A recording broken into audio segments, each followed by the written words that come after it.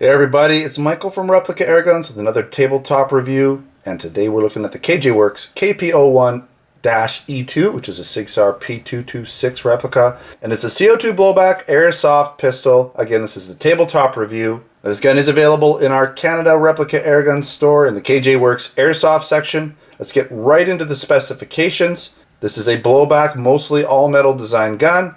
This version comes with the CO2 magazine instead of the green gas magazine. It also shoots 6mm plastic Airsoft BBs, has a 26 round full-size dropout metal magazine, again that holds the Airsoft BBs and the CO2.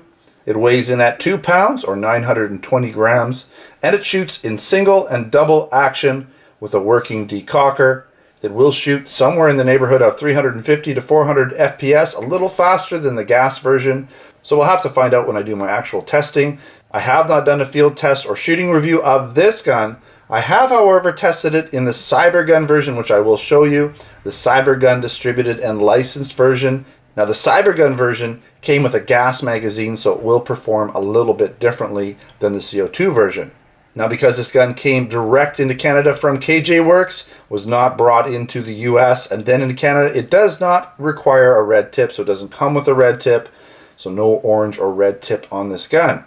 Now, it is a really accurate copy of the real steel Sig Sauer P226 without the licensing.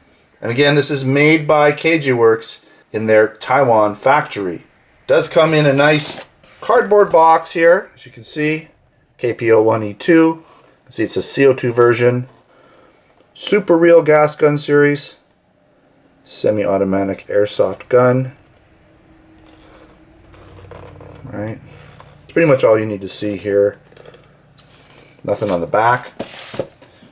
It does come with their manual. Some other little inserts here, parts diagram stuff. As you can see here, you've got your manual with a bunch of don't do these and different things. It's almost comical how they do their manuals. Don't shoot yourself in the face, right? All that kind of stuff. But what you really need to know is how to do things like operation, right? How to load it, the magazine, how to pull the slide back, some basic field strip instructions. Again, another parts diagram, schematic there, or list of the parts. It did also come with some Airsoft BBs, branded KJWorks BBs. It did come with this loading tool. So basically this goes on top of the mag. This loads up with the Airsoft BBs and you just sort of ram them back in there. But it does allow for a little bit easier loading. It also came with an Airsoft, or sorry, with an Allen key. I don't know why I said Airsoft. There's actually 2 Allen keys in here. There's this little tiny guy. You can see that little guy in there, off to the blue there. See him? He's got it in there. There he is right there. And that's for the front sight, which we'll get into in a bit more later. I did want to compare it to a couple other guns, most notably the Cybergun branded version. Okay, so this is basically, it's Cybergun, distributed by Cybergun with licensing on it. So if I can get this thing to focus here, there we go, we got some focusing going on. Okay, so we got our licensing. It's not really that exciting, it's just kind of painted on. But I did notice that the finish on these guns is both a little different. It's more of a matte finish. KJWorks gun, almost a little more glossy on the Cybergun version, but they are the same gun, they just have different mags. So one is a gas mag and one is a CO2 mag. They both work in each other, right? So it's the same gun, there's really no difference. So as I do this review, just keep in mind there really isn't much of a difference. I may even try it with the gas mag when I field test it, we'll see. The Cybergun version, though, you'll notice on the front, I did actually have to cut off the tip because it had a red tip on it and it was part of the gun. So I cut that off, and that's why it's sort of got that metal look there. That is the, this gun here, again, came into Canada without any red tip on it, so you get your standard barrel there. Okay, another gun I just quickly wanted to show is the shorter version, and this is the KP02. Another Sig copy, not a P226, I think it's a P228. Got to get my Sigs in order here, but something like a P228, a little shorter version, a little more compact. Even, you can see even the the grips are shorter, right? Shorter basically grip, right? Handle on it. But that said, they are pretty much the same gun. If you look at the mags, it's the same mag, it's just a shorter mag. Not just because of the CO2.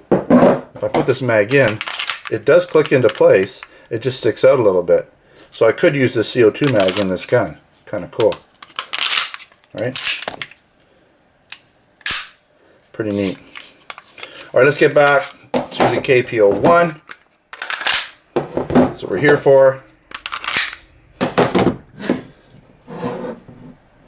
Let's do a quick walk around and then we'll do a field strip for you.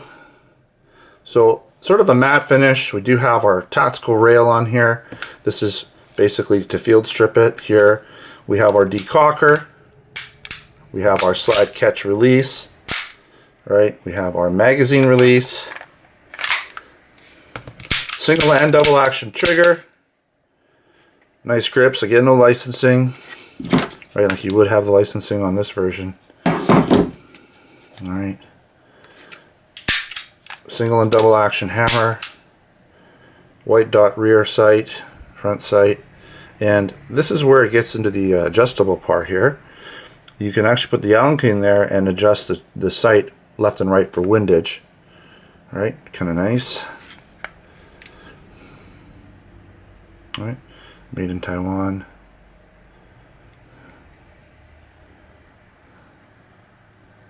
Really nice guns. Very, very realistic looking and feeling. Okay, see right through it. It does have a floating barrel. Supposed to wiggle like that. It's a floating barrel system, like many of these guns. Okay, there's your mag. Again, load from the bottom. Right, push that in. Get at your CO2. All right, let's do a quick field strip of this gun. Take your magazine out. Pull this back right to about there, so you see how that lines up with that little groove, and then it just slides off the front. Okay, so there we have our internal parts. There's your frame. I'm not going to take this all apart. I mean, I've done it before in other videos, but essentially you can just remove your spring. This all pops out, the barrel comes out. Very, very simple. You can usually get at your hop up right there. You don't even need to take anything else apart. You can get at your hop up right in there. See it? Okay, so you don't need to take any more apart just to do that.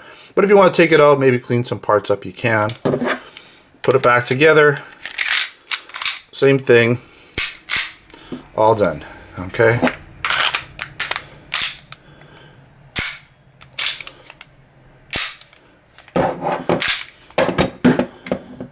Alright, as I said, I haven't actually done a field test shooting review with the CO2 version, but I did test out the Cybergun distributed gun, which is identical, other than the fact that I did that little barrel mod, but that barrel mod really shouldn't affect the gun at all, because it's just the tip, the outer barrel that I cut off. I didn't cut off the inner barrel in any way, shape, or form. Shouldn't affect it. But when I did my testing, I did get a 315 FPS average 5-shot grouping, and that was using .20 gram BBs with that gun. Pretty much one gas fill per mag of shot, so I did have to fill it up quite often.